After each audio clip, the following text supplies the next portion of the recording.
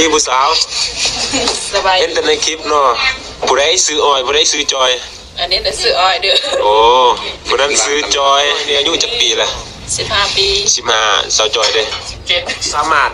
เอาผัวคนเดียวนำกันได้บ่ได้โอ้ได้ดีเนาะโดยโอ้คิดว่าเป็นคอนเทนต์ซื่อๆเนาะบ่แม่นเนาะเรื่องจริงเนาะพี่น้องเนาะของเราก็ยังมีเมีย2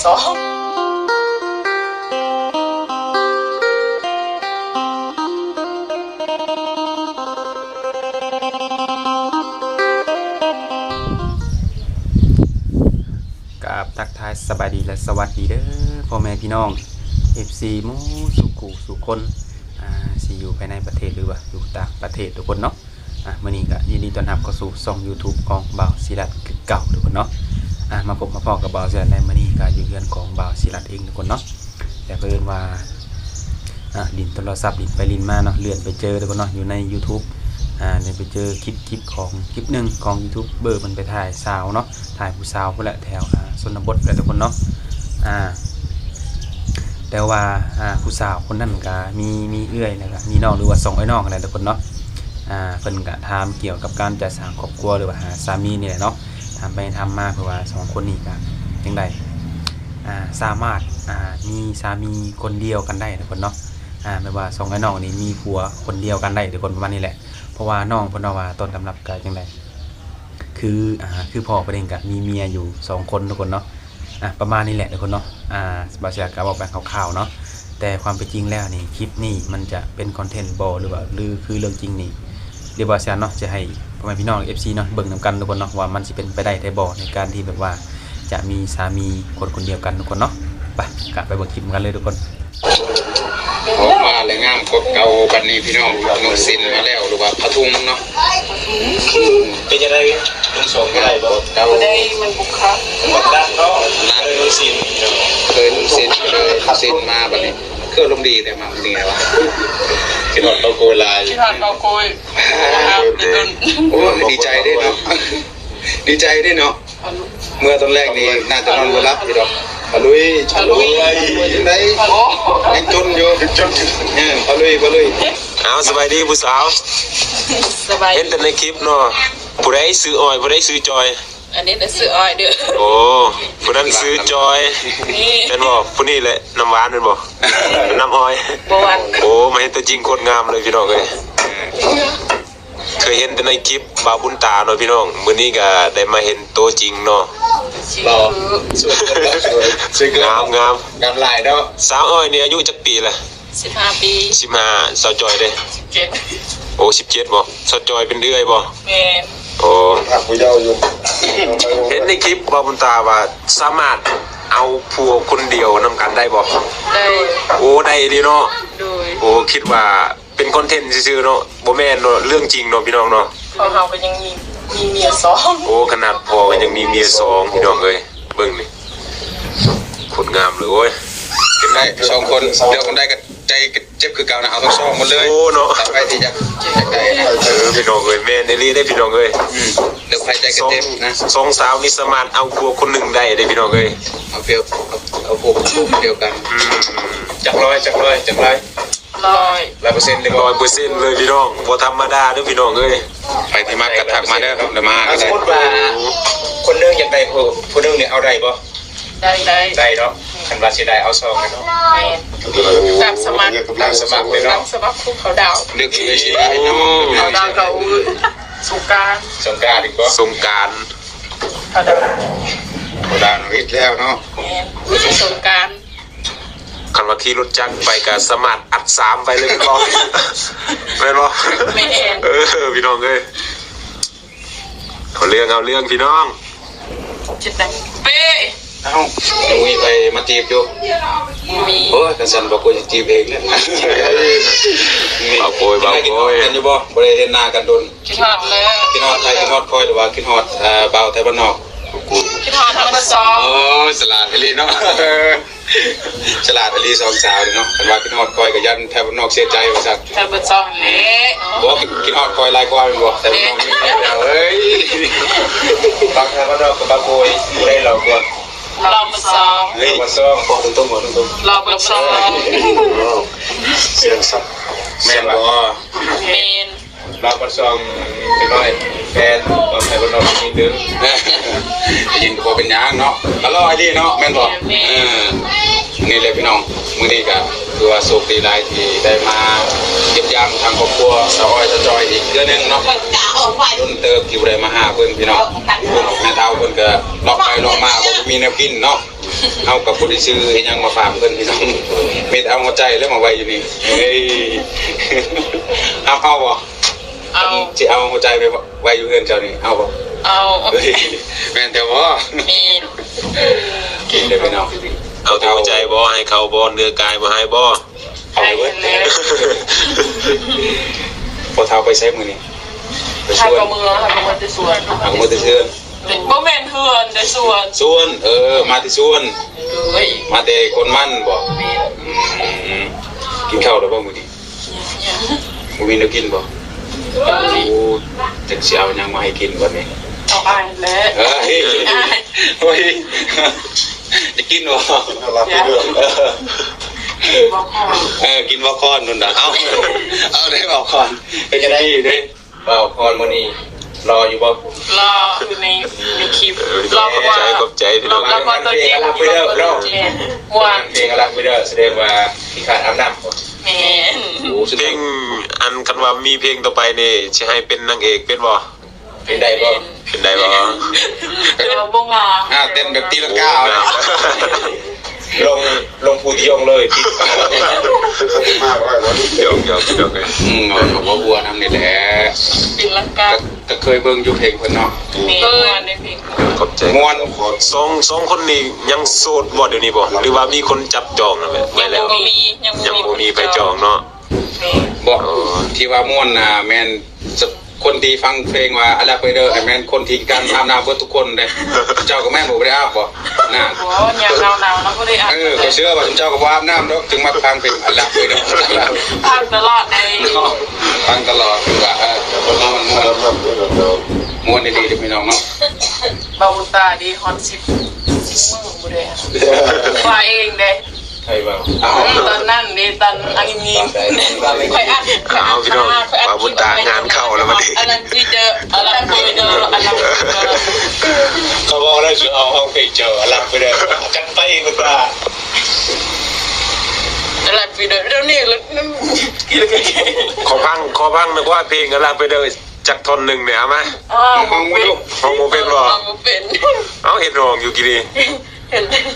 ห้องได้เด้ห้องเป็นแต่อะไรปิดเด้ออะไรปิดเด้อ นี่เราขอนำสมเจ้าว่าห้องเพลงอะไรไปเด้อให้ฟังเนี่ยเจ้าก็ขอนำลาที่เราเป็นเจ้าของเพลงเนาะให้เราห้องให้ฟังดู ติดนี่ก่อนติดนี่ก่อน นี่อีก ขนาดเจ้าข มื้ อ อง นี้ เพล มื้ ง อนี้บางคน การติด บางคนเป็นวัดมื้อนี้เนาะ โอ้ เป็นวัดเป็นไอบรรยากาศก็หนาวๆร้อนๆพี่น้องเอ้ยบ่ปกติเนาะบรรยากาศก็ขอโทษนำหลายๆเนาะ บัดขอนำบ่แม่นเจ้าของเพลงก็ห้องบ่ได้เลยเนาะเจ้าของเพลงแท้ๆก็ยังห้องบ่ได้บัดนี้ ท่านเจ้าของห้องก่อนใครแน่ จะลิงกันเนาะเอาแม่ห้องคู่กันไหมเอาแม่มาก่อน โอ้เป็นวัดช่วงนี้เป็นวัดห้องบ่ได้ เป็นวัด ขอเลยพี่น้องเอ้ยโอกาสหน้าพี่น้องเอ้ย ไม่ได้อีก เอาเวลามาใหม่ว่าฉัน ให้เศร้าอ้อยเศร้าจอยสอบให้มันละเอียดก่อนเนาะ จิต แล้วไปด้วยของแท้ บอกพยายามน้องโอ้ไอ้คุณล้อก็ชอบ ไปหาซ้อนเอาก็ได้บ่ ยันไม่ได้ เอาพี่น้องตัวนี้ก็ พี่น้องเกี่ยวบ่ป่วย สาวจอยไปซื้อยังเบาป่วยเนาะพี่น้องยังเหลือแต่สาวอ้อยเนาะอยู่เฮือนนะพี่น้อง เอาขึ้นไปเลยพี่น้อง ตอนนี้น้องจอยไปซื้ออาหารของผมก็จะน้องอ้อยเนาะอ้อยในบ้านเลย วันโอ้โหนะ ลองซิมมันลองซิมมัน โคตรงามเลยพี่น้องเอ้ยเห็นตัวจริง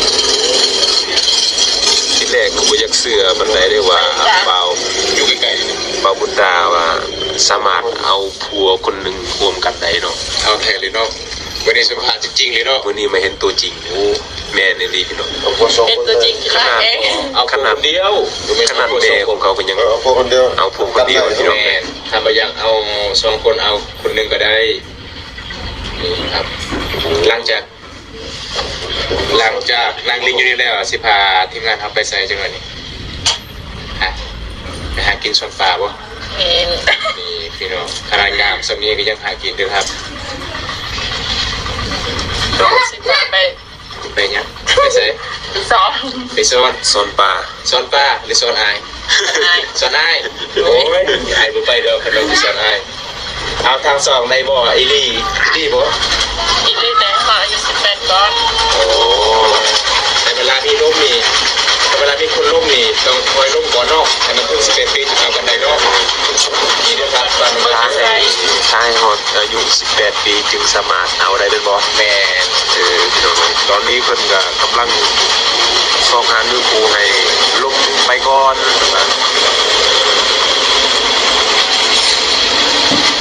เดี๋ยวนี้จับ เอฟทาในสิไทยอูหน่อยดิ ปินทางกันเด้อคือเรา หนึ่งสองสามเอาอีกวะหนึ่งสองสามโอเคฮะโอ้ ทีนี้ น่าหักเลยทุกคนเลย จังว่าบ่พอจังหน่อยที่เมื่อบ่ได้ที่เพิ่นสอนส โอ้ วย ว่าบ่ได้เลยดิ ตามันหลีหล่อเลยเนาะ อยากเมืองเลยเนาะ ไอ้บ่อยากเสียสายตาเลยบัดนี้ บ่อยากเสือสายตาเลยเลยโอ้ เป็นจริงลายเอง FC ทางไทยว่าสิไปหาได้บ่ ได้ ได้เนาะ ได้ ได้เด้อพี่น้อง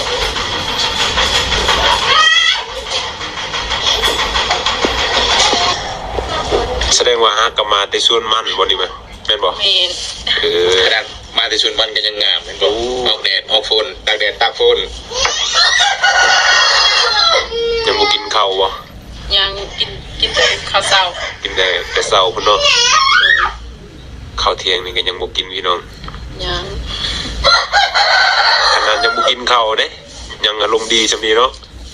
คันกินข้าวแล้วนี่โอ้จักสิซำใดพี่น้องเอ้ เก่าย ยากกว่านี้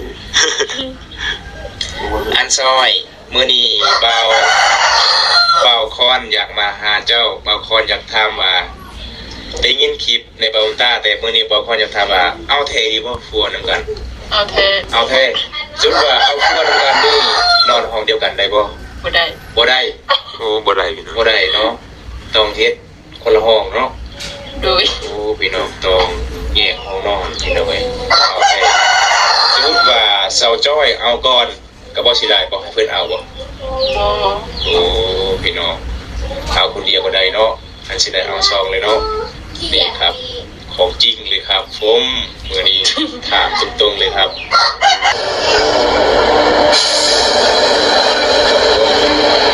ไปเด้อพี่น้องไปนุ่มไทยพี่น้อง ได้ยินบ่พี่น้องได้ยินบ่พี่น้องเอามาจับมาจองเลยพี่น้องเอ้ย ไม่เร่งรถ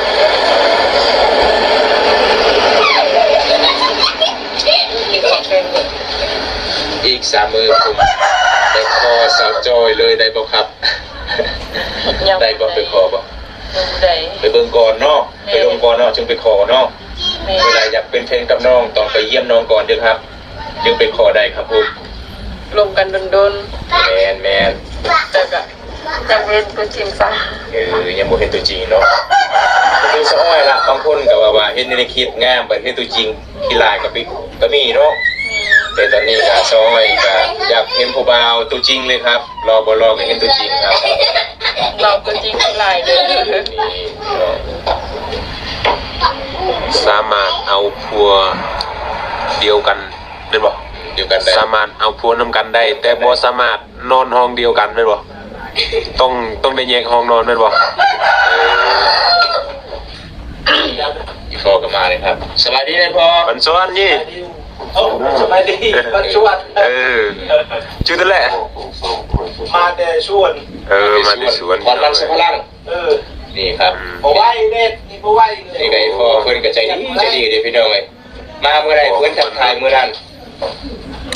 มาแต่สวนมันเนาะมันว่าแดดบ่ไหวก็เลยมาพักอยู่เฮือนพี่น้องเอ้ย FC เพิ่นนึกว่าตัวจริงบ่รอหรือแต่ค่อยอยากไปขอเจ้าได้บ่ ได้ให้หายังได้ ได้เนาะ โดยให้คุยกันก่อน คุยกันก่อน เวลาเพิ่นไปข้อนี่เพิ่นให้อยู่ประเทศไทยเพิ่นให้ทางสวนใดบ่อยู่ใดบ่ ได้อยู่บ้านก็เฮ็ดสวนรอทางให้ตลอด ดำนาก็ได้บ่ ได้ ขายเครื่องได้บ่ฮะโอ้โห โอ้โห ขายบ่เป็นแต่เวลาทางสวนนี่ทางได้ เป็นอยู่แต่บ่ได้กิน เพราะว่าบ่ได้เรียน บ่ได้เรียนเนาะแม่มีแต่ทางให้เฮ็ดสวนเนาะ ดำนา แม่นพี่น้อง คือจะทางให้เป็นทางให้เนาะ แม่อันทางให้นี่โอ้เก่งสุดยอดเลย ไปทางมื้อนั้นบองตาไล่บ่ทันบ่ถึงไปใหญ่ตัดเลยพี่น้องเอ้ยสุดยอดเลยสาวลาวสองพี่น้องนี่ครับขยันหลายเลยว่าประเทศไทยไม่ เบิ่ง มี พี่น้อง ส่วน คนงามสิ้นก็งามพี่น้องสิ้นนี่แม่นเขาเจ้ายิบเองเนาะเขาเจ้าสานเองเนาะพี่น้อง ม่วงอะไรทำไมมากินครับ เมื่อนั้นเด็กเมื่อนั้นยืนดี มื้อนั้นเป็นหยังมื้อนั้นฮะ มื้อที่เจ้าไปนำกันมื้อนั้นเงินบ่ได้ทอนให้ แต่ว่าบางคนจอยให้ต้องให้จับทางใช้ทางนี่มัน อายุวันนี้อายุ ตามเพิ่มเนาะ ขามื้อนั้นเป็นหยังมื้อนั้น นั่นก็คือได้มาตามมันแล้วพี่น้อง จะทำบ่ได้เลยเนาะทำบ่ได้เลยเนาะ แค่แย่เสร็จเราก็พูด โดนๆแต่ก็ได้มาตามมันแล้วพี่น้อง นั่นก็